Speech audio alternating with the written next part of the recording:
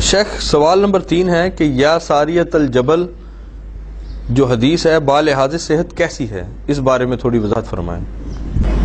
الحمدللہ وحدہ والصلاۃ والسلام علی من لا نبی بعد۔ سوال نمبر 3 ہے یا ساریت الجبل والی روایت بالحاظ سند کیسی ہے۔ یہ روایت دلائل النبوہ بیکی وغیرہ کے اندر حسن سند کے ساتھ آتی ہے۔ محمد بن عجلان اپنے استاد نافع سے بیان کرتے ہیں اور وہ ابن عمر رضی اللہ تعالی عنہما سے اور وہ سیدنا عمر ابن خطاب رضی اللہ تعالیٰ سے یہ حدیث بیان کرتے ہیں۔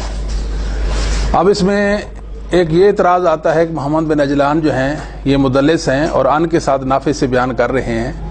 اس کا جواب یہ ہے کہ دلائل نبوہ کے اندر ہی ابن عجلان نے کہا حدثنا یاس بن معاویہ تبن قرۃ بذالک، تو یہاں محمد بن عجلان نے اپنے سماع کی تصریح کر دی ہے۔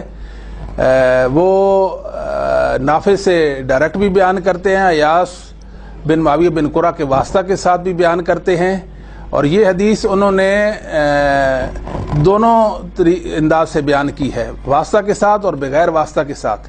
جو واسطہ کے ساتھ بیان کی اس میں سماع کی تصریح کر دی ہے، حدثنا کہہ دیا ہے۔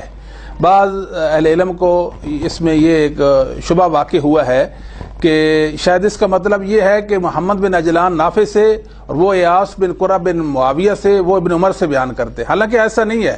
اگر ایسا کہیں تو پھر تو یہ روایت منقطع بن جائے گی، کیوں کہ ابن عمر کے شاگردوں میں یاس نہیں ہے اور نافع کے استادوں میں یاس بن معاویہ بن قرہ نہیں ہے، جبکہ ابن عجلان کے استادوں میں یاس ہے اور نافع کے شاگردوں میں ہے۔ یہ قرینہ ہے بہت واضح کہ یہ جو واسطہ ہے یہ ابن عجلان اور نافع کے درمیان ہے، نہ کہ نافع اور ابن عمر کے درمیان ہے۔